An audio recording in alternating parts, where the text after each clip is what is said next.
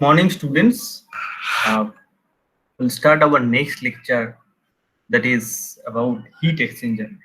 What is the what is heat exchanger first of all, and what is the utilization of heat exchanger? Why it is used? So we'll discuss that today.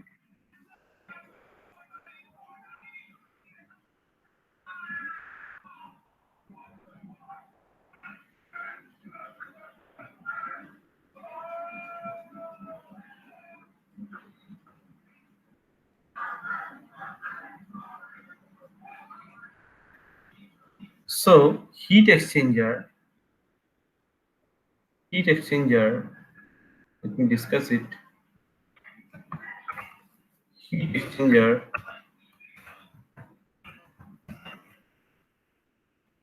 is a heat exchanger are devices. Heat exchanger are devices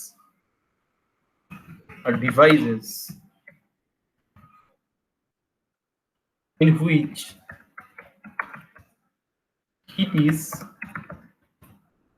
transferred between between two fluids at different temperatures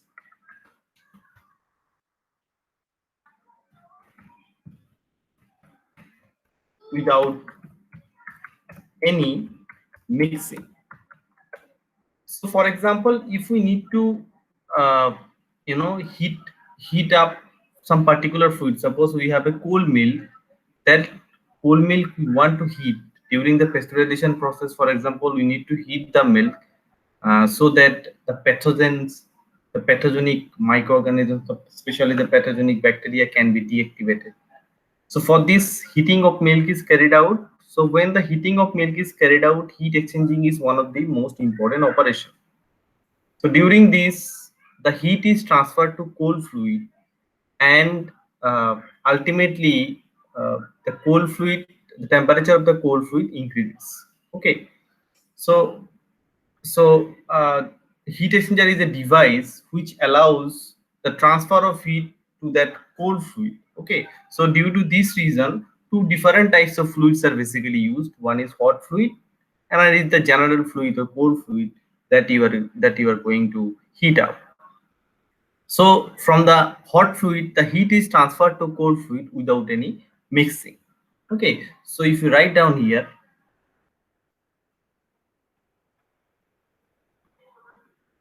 so suppose this is hot fluid.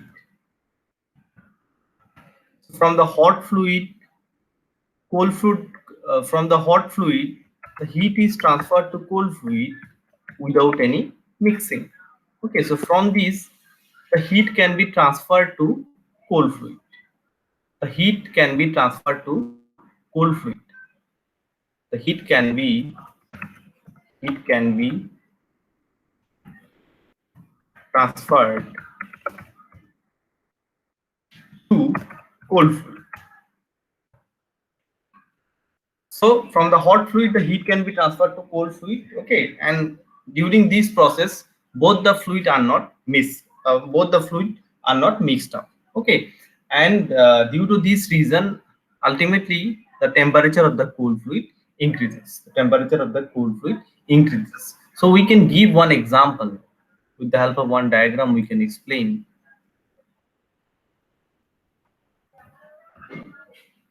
Suppose one basic type of heat exchanger I'm drawing.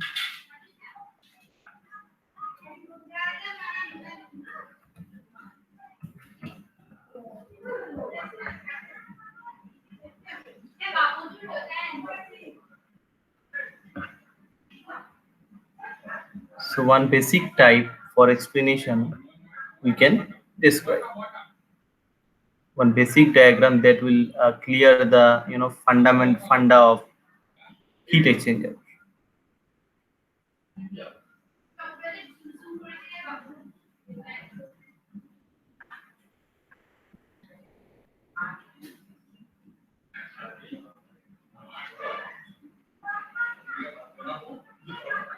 So we can draw it like this.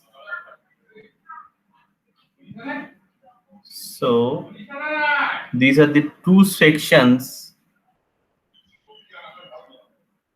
Okay, so you can see there is one shell, one pipe is there. Okay, so this is a pipe, and this pipe is surrounded by a shell. Okay, so the heat can be transferred from one fluid to another fluid. Okay, the for example, hot fluid is flowing through this pipe. So through this pipe, hot fluid is flowing, for example. So this arrow mark is showing the flow of. Okay, so we can give color to it, a particular color. So this is red color we are giving.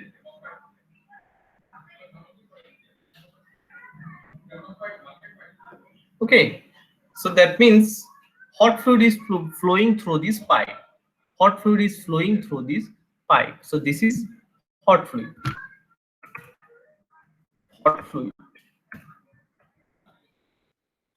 And at the meantime, cold fluid is flowing through this shell. Through this shell, the cold fluid is flowing. Let me give it is.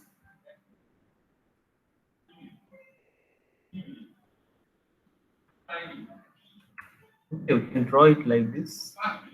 So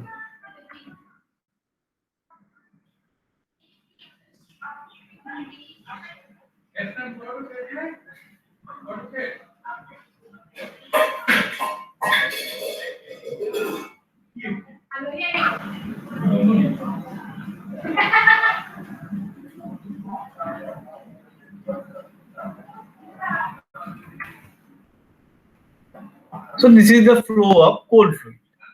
This is the flow of cold fluid. We can write down here cold fluid in, cold fluid in, and then cold fluid out. Cold fluid out. And for this one, this is hot fluid in. Rather, we can write down. Let me change the color. Hot fluid in, and this is hot fluid out.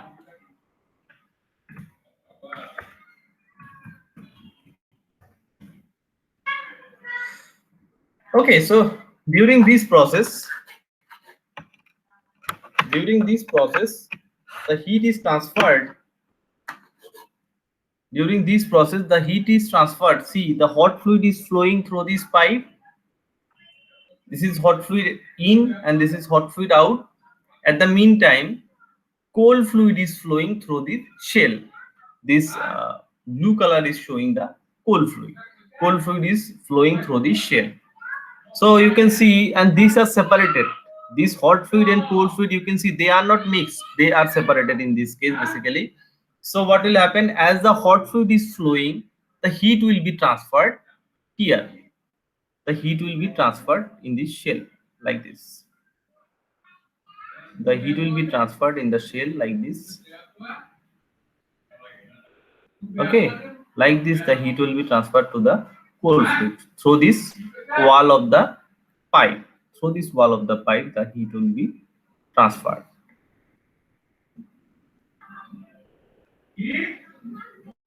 So this is basically a this is basically a concentric tube heat exchanger. Concentric tube heat exchanger. So its name we can write down. This is basically, its name is, let me write in black color. Its name is basically concentric tube heat exchanger. Concentric tube heat exchanger. Okay, so this is a type of heat exchanger, the basic type of heat exchanger, where its name is basically concentric tube heat exchanger. Okay, and in this you can see this is a pipe. This is a pipe. Through the pipe, the hot fluid is flowing, and through the shell, the cold fluid is flowing. This is cold fluid in and cold fluid out. So as the hot fluid passes through the pipe, as the hot fluid passes through the pipe, the heat is transferred to the shell through the space. See, through the wall, the heat is transferred to the shell. Okay. So in this way, gradually the temperature of the cold fluid increases. So heat exchanger is a type of device, or heat exchanger are devices in which the heat is transferred between two fluids at different temperature without any mixing. Without any mixing. Okay. So these are the devices. These are the devices. You can see this definition. Okay. So heat exchanger are devices in which heat is transferred between two fluids at different temperature without any mixing. Okay, so this is the basic definition of heat exchanger. So now what are the different types? What are the different types? So that we'll discuss. So let me start the types of heat exchanger. So what are the different types of heat exchanger? So you can write down types of types of heat exchanger.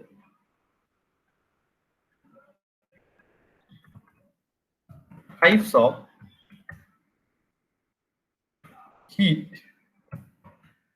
exchanger.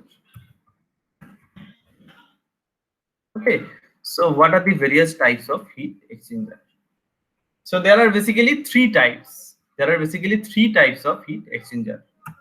The first one is direct transfer type, direct transfer type, or direct transfer type, rather you can say direct transfer type.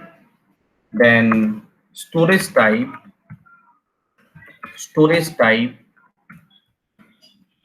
Then third one is direct contact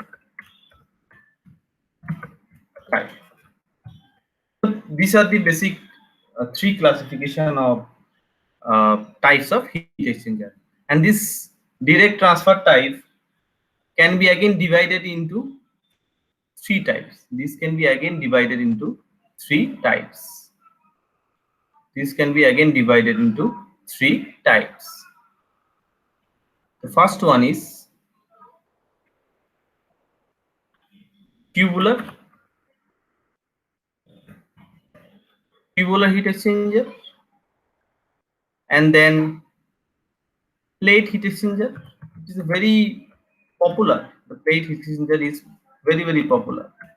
Plate heat exchanger, and then this is extended surface heat exchanger.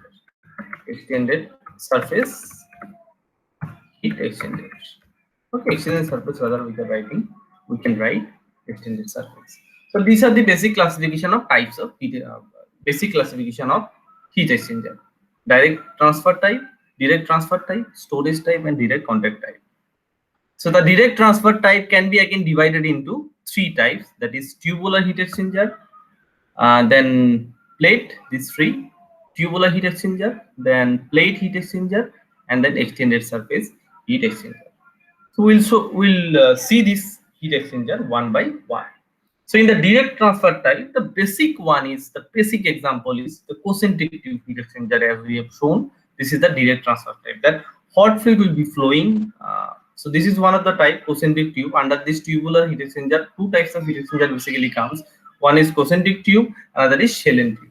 So through this, during this equipment, or in this equipment, the hot fluid, a fluid passes through the pipe, and another fluid passes through the shell.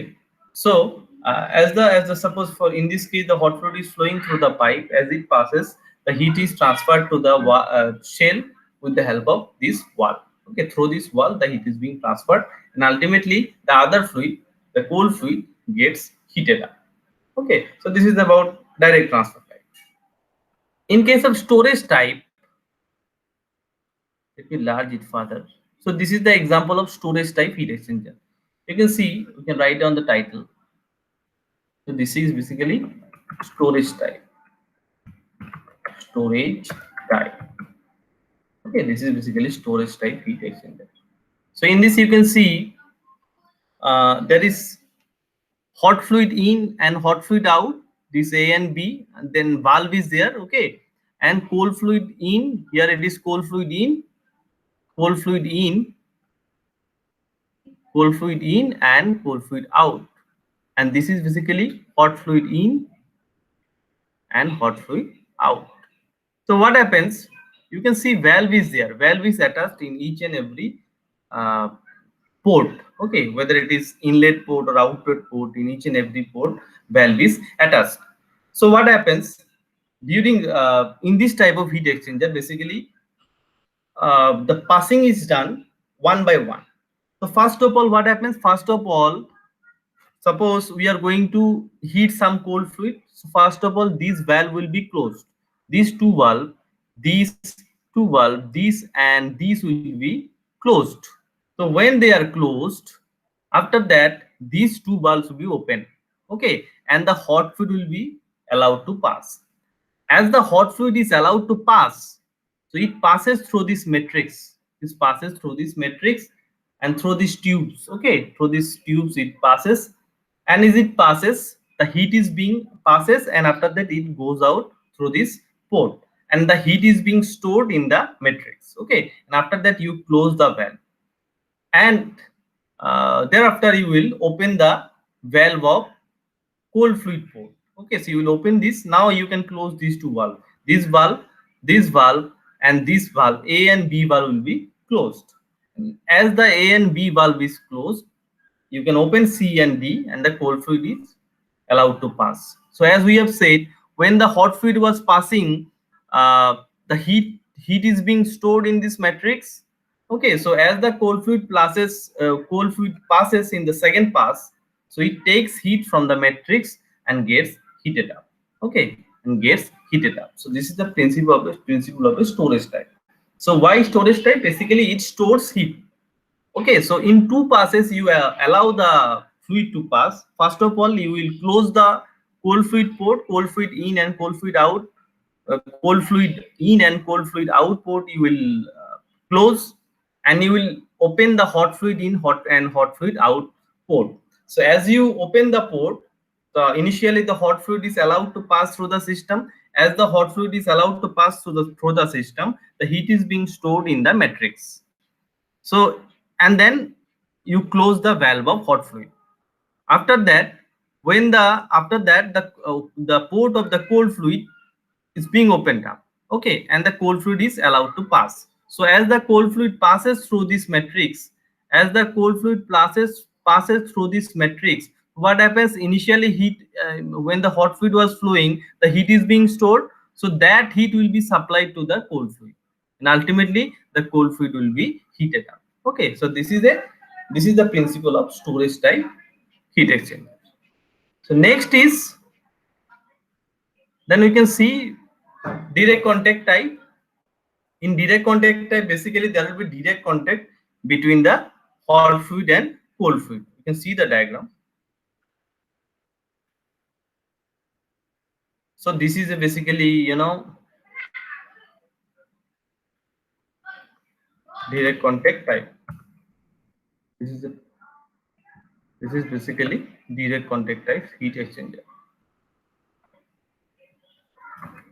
Direct contact type. Okay, so this is basically a direct contact type heat exchanger.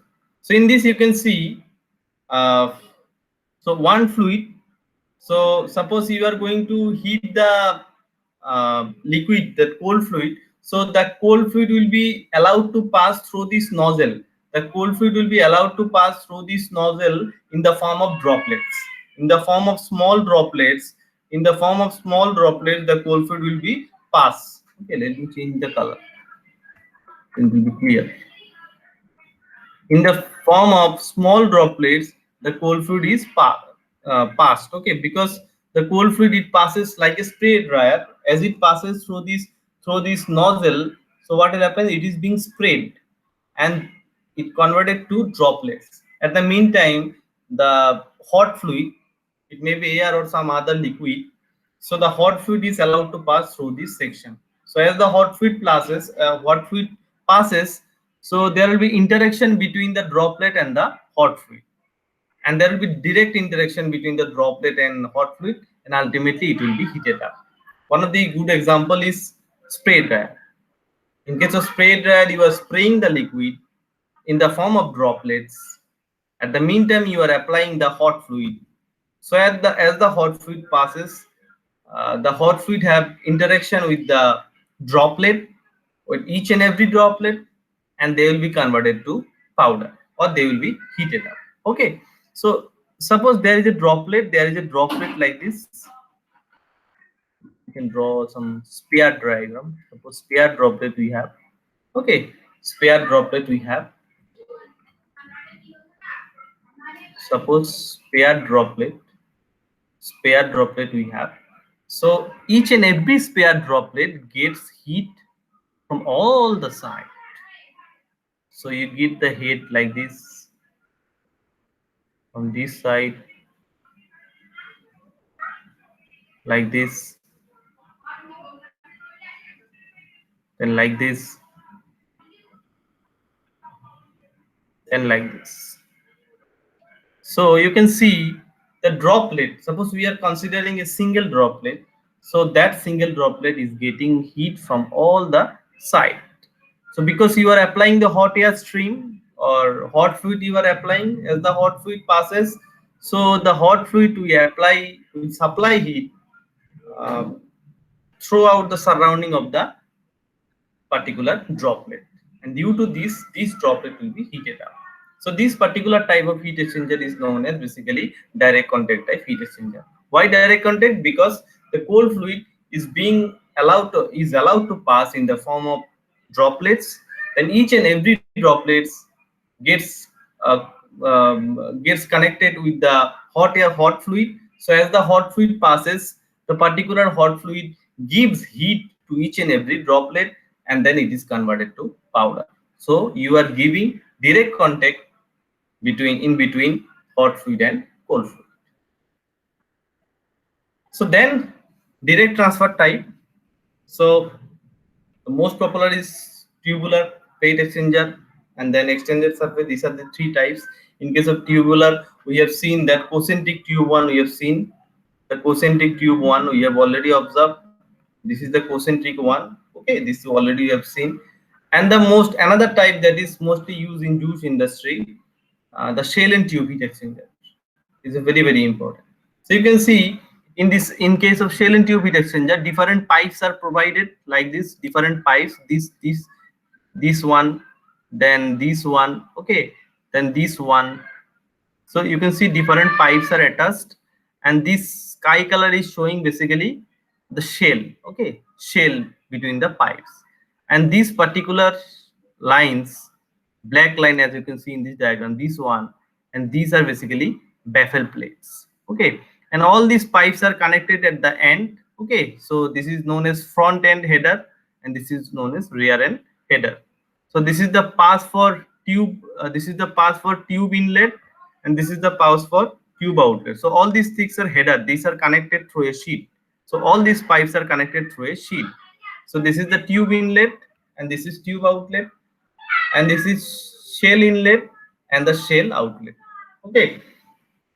So so what happens as the you open the heat exchanger? Suppose you are applying hot fluid through the pipe. So hot fluid passes through the pipe. Through this pipe, the hot fluid passes. Okay, the hot fluid passes through the pipe, through this pipe, the hot fluid passes. So as at the meantime, through the shell, suppose you are giving through the shell, you are giving the cold fluid.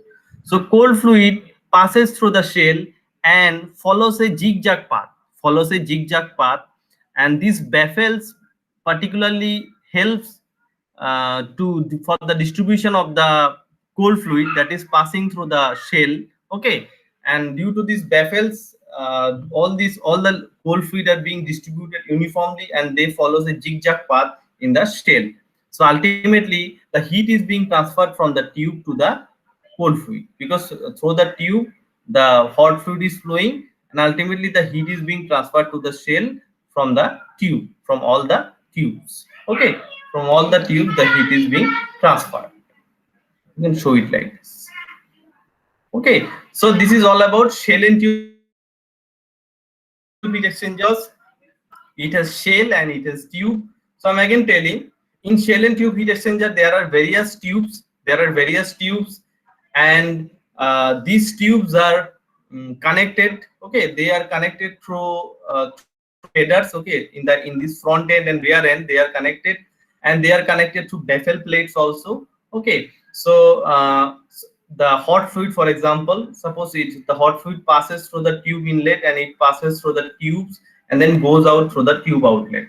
At the meantime, through the shell inlet, you are allowing the cold fluid to pass. So the cold fluid passes through the shell.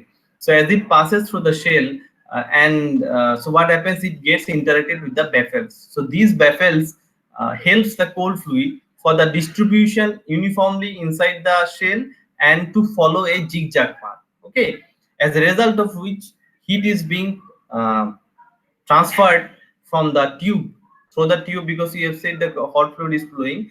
So from the tube the heat will be transferred to the cold fluid and ultimately the cold fluid will be heated up. Okay, so this is particular type of this particular type of heat exchanger known as shell and tube. It is basically used in fruits and vegetable industry. If you need to heat up some fruit juice, you can apply it. But in case of milk industry, you cannot utilize this particular type.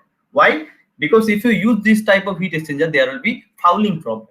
Suppose in the dairy industry someone is using this type of heat exchanger, there will be fouling problem, because as the milk process, because suppose hot fluid is passing through the tube and the cold milk that is passing through the shell. So during first or second operation it will not create any kind of problem, but as you carry on utilizing this particular type of heat exchanger, so milk solids gets deposited on the surface of the tube, and due to this reason the heat transfer gets affected in the long run.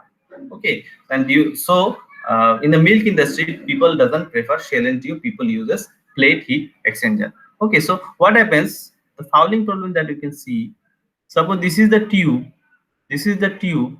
So as you carry on using this particular type of heat exchanger for milk, so what will happen after a certain point of time, so the milk will get deposited. You can show the diagram. The milk will deposit like this. The milk will deposit. One second. The milk will, it will make a layer like this on this pipe. It will make a layer. It will make a layer like this. Okay. It will make a layer. So as it makes a layer, you can see this particular layer, because as you carry on using this particular type shell and tube heat exchanger, so the milk solid will deposit on this. So these are the deposition of milk solid.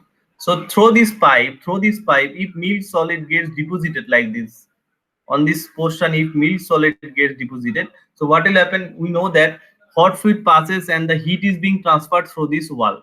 So if milk gets deposited like this, milk gets deposited, so the heat transfer will be affected. Okay, sufficient amount of or effective amount of heat will not be transferred, as a result of which you will not get a good quality product. There may be overheating of the milk, and due to this reason the functional properties of the milk will be deteriorated. So fouling problem is the biggest problem when you are using shell and tube.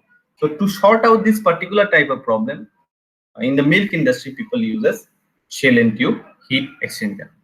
So then we have plate type heat exchanger. Okay, plate type heat exchanger. So in the plate heat exchanger that we can discuss. So okay, so plate heat exchanger, we can see the definition. What is the definition of plate heat exchanger? So series of plates. In case of plate heat exchanger, we can write down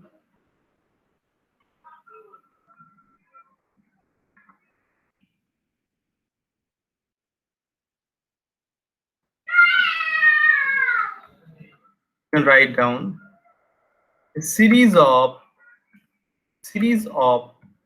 plates, series of large rectangular metal plates, rectangular metal plates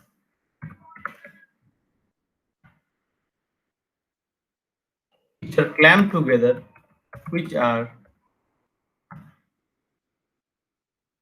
clamped together to form narrow parallel plate channel. Okay, so from the name itself you can see that what is plate heat exchanger. What is plate heat exchanger? What is plate heat exchanger? So plate heat exchanger is basically a series of large rectangular metal plates which are clamped together to form a narrow parallel plate channel. So as I have said, fouling problem is the biggest problem. If you use, particularly in dairy industry, if you use shell and tube heat exchanger, there will be fouling problem. There will be deposition of milk solid on the tube surface, and due to this, the heat transfer rate will be affected. Okay, and the quality will be milk will be also get affected. There will be deterioration in the quality, and because there may be overheating of the milk, non-uniform heating of the milk, rather we can say. Okay, so due to this reason, plate heat exchanger is very popular in dairy industry. So from the name itself, we can say there are several plates. Okay, so several plates are or series of large rectangular plates are arranged together, clamped together, and ultimately heat is being allowed to pass. So you can see these are the different plates. So like this, the plates you can see there are various rectangular plates. So these plates are arranged together. Okay, these plates are clamped together and they make a narrow channel. Okay, and ultimately the both the fluids are passed. Okay, so you can see through the center, suppose this is cold fluid, so there are different channels. Channel 1, then 2, 3, 4, 5. Okay, suppose you are applying, you are supplying heat from here. So what will happen? So as the cold fluid passes, suppose the green line is showing the cold fluid. So as the cold fluid passes, it goes up due to some, suppose you are using pump, through the pump it goes up. Okay, and ultimately they are collected, okay, at this portion, and then they are taken out. And the other fluid, hot fluid, it also goes through this channel and passes in the different section. For example, you have 1, 2, 3, 4, 5 channels are there.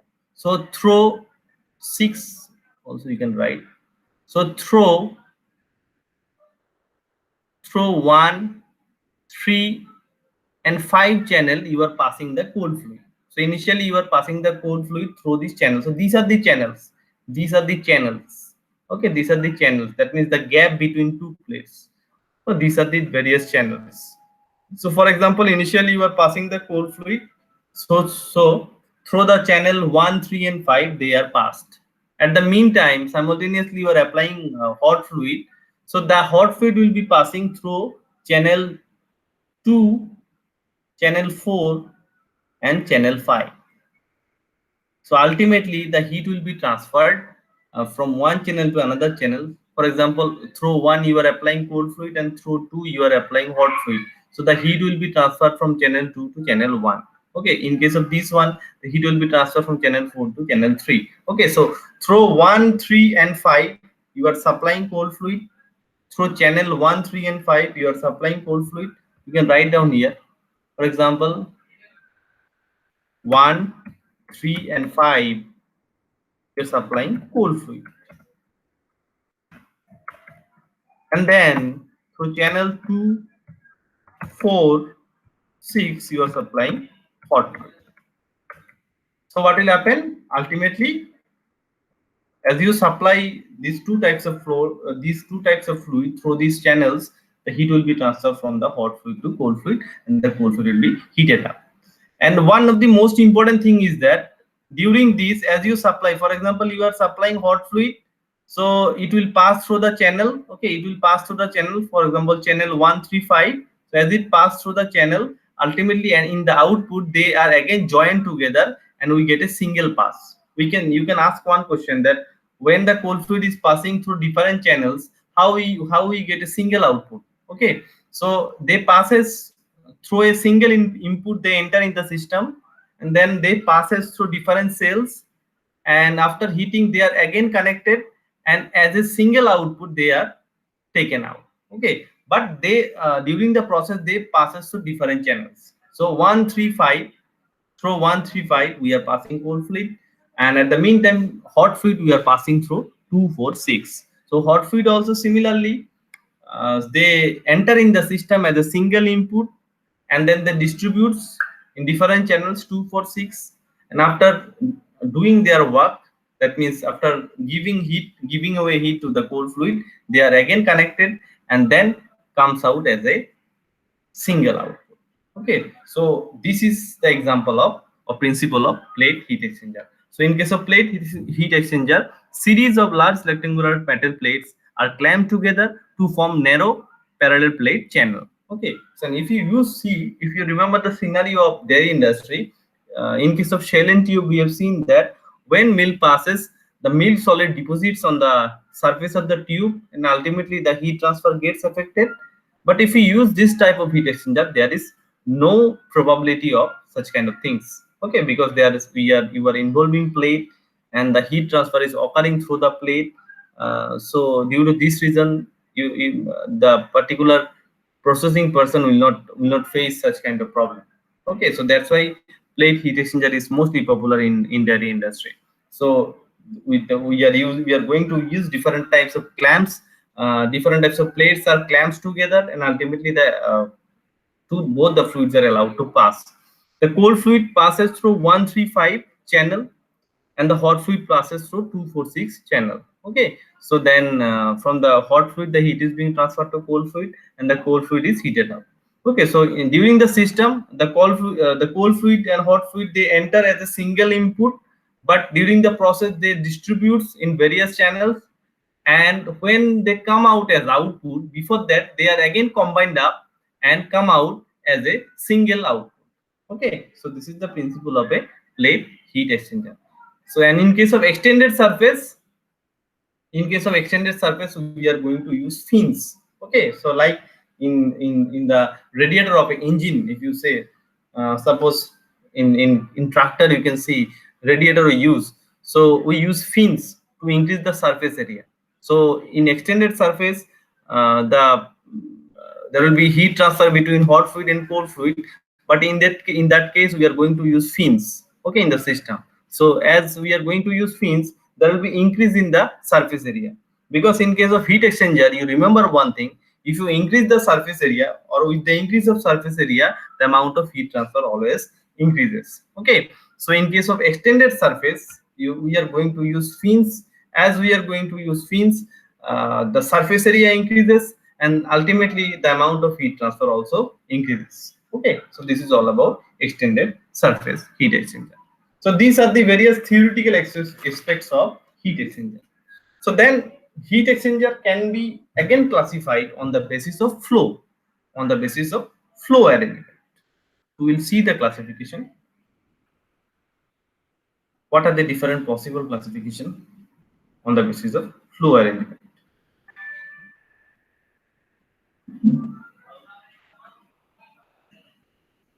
On the basis of flow arrangement.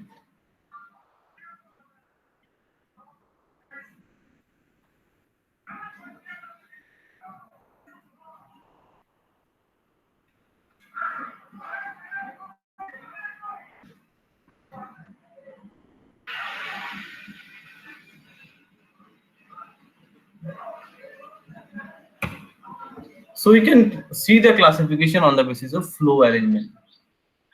So on the basis of flow, you can write down here. So on the basis of flow,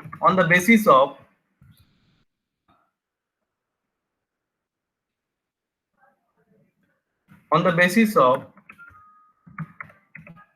flow, on the basis of flow, heat exchanger can also be classified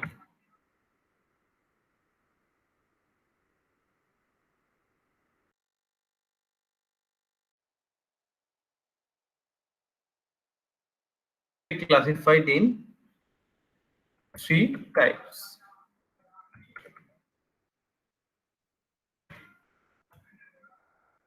First one is can be classified in three types. The first one is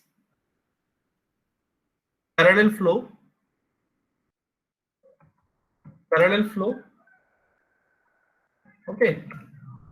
Second one is counter flow. Third one is cross flow.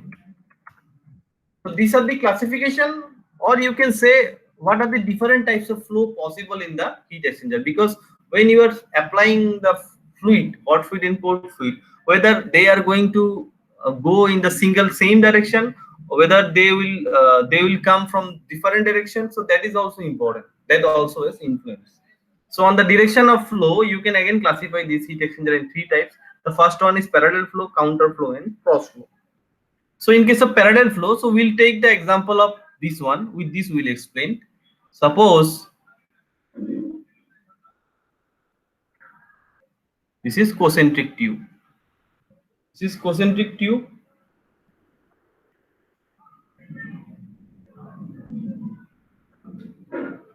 So this is concentric tube.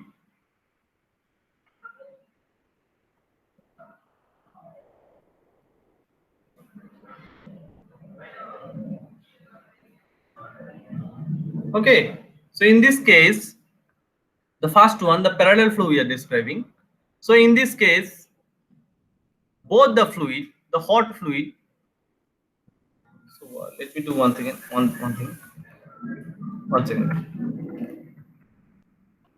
You can make the diagram proper.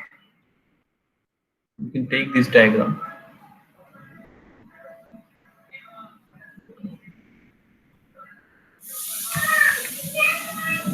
You can explain.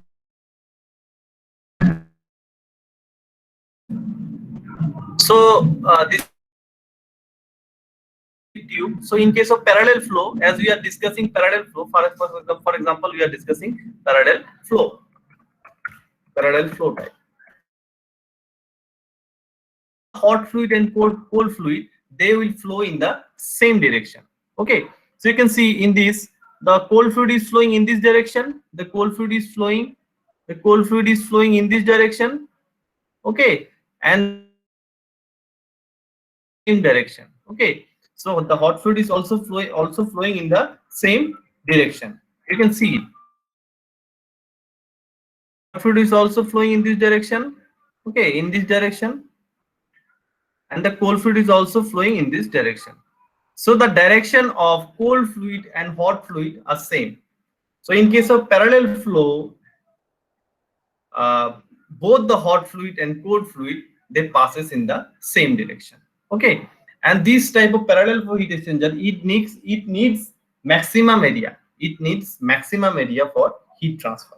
It needs maximum area for heat transfer.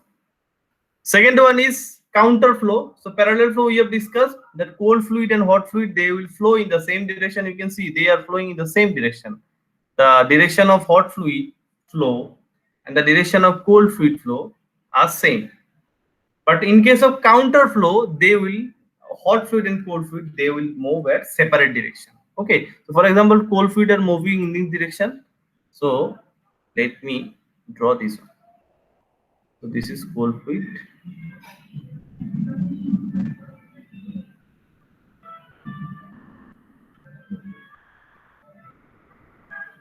Let me read this one. This is for counter flow we are discussing.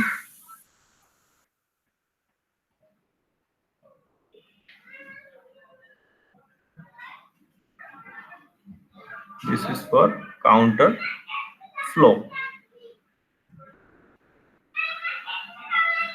So in case of counter flow, the direction of hot fluid and cold fluid flow will be different. So for example, cold fluid is flowing in this direction, so the hot fluid will flow from this direction, like this. You can see the diagram. This is the output of cold fluid, and then we can see this.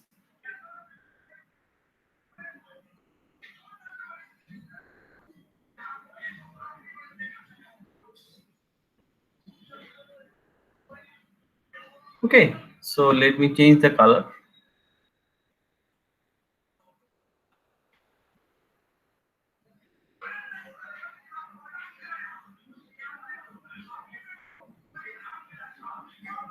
So this is for counter flow. This is for counter flow. This is for counter flow.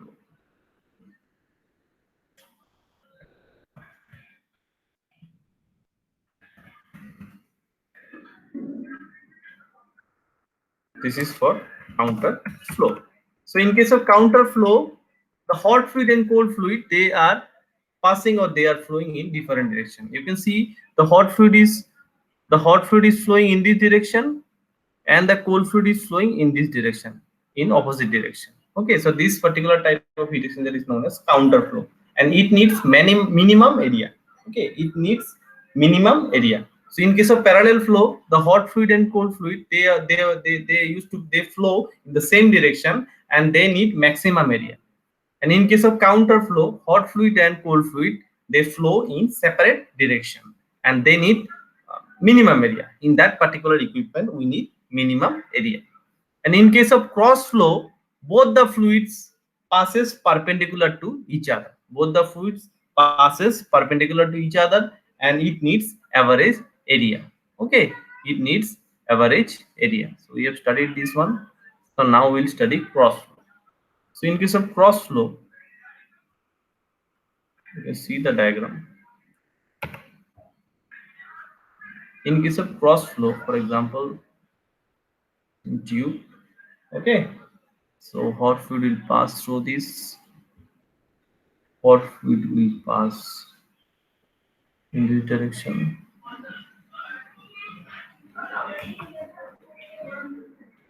In this direction. Then in this direction. In this direction.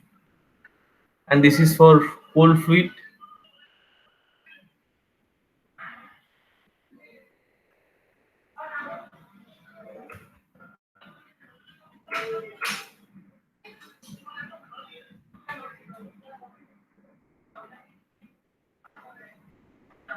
Okay, so we can give the color also. We can provide color.